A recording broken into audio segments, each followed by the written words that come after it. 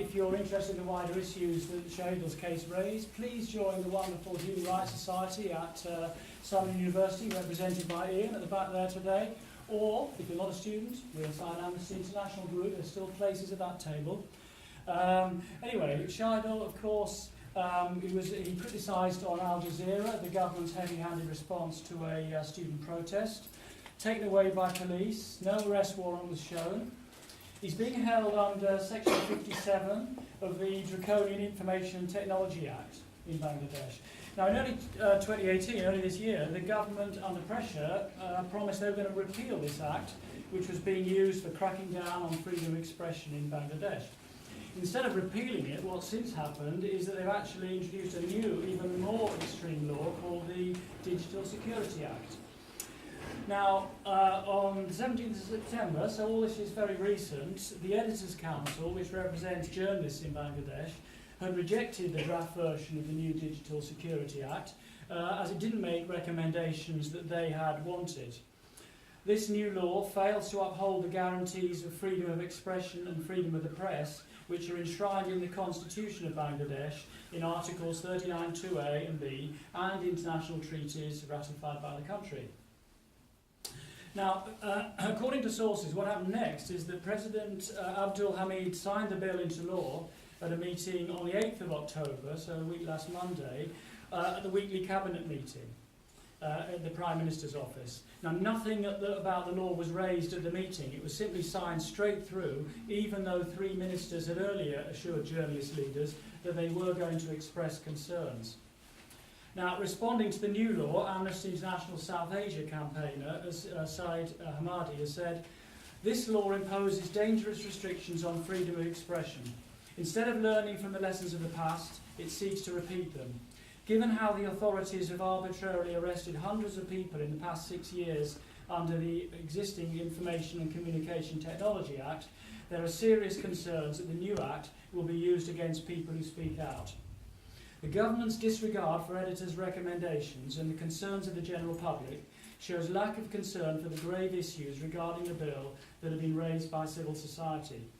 The government must revert its course from this regressive law that compromises its international commitments and ensure they fully uphold the right to freedom of expression as protected by international human rights law." Well, there you are. That's Amnesty International's view. At a press conference a bit earlier, the 3rd of October, the Prime Minister, Sheikh Hasina, given a rather different perspective.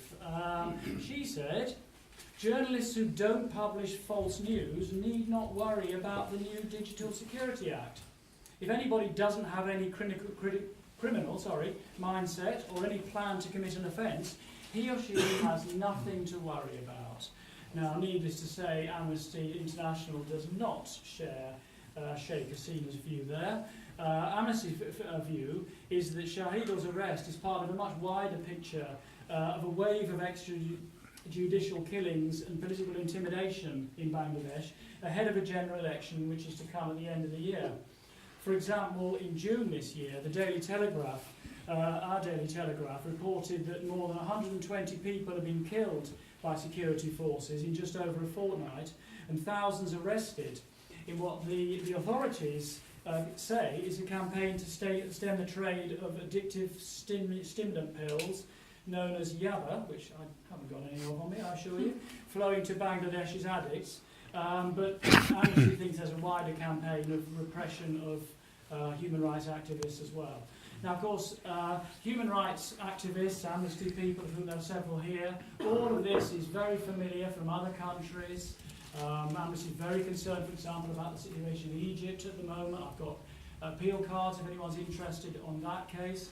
A case of a lawyer there who's at threat of imprisonment for standing up for protecting victims of rape in Egypt. So all of these issues of repression of human rights are, depressingly familiar from various countries. But just to end, obviously we have the personal views of Shahidul, which I'm afraid I can't provide, but I can provide the wider context of Amnesty International's view of the human rights situation, and it isn't great, I'm afraid.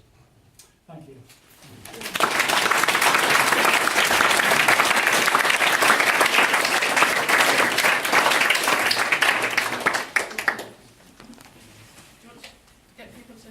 Should we gather outside? Yes.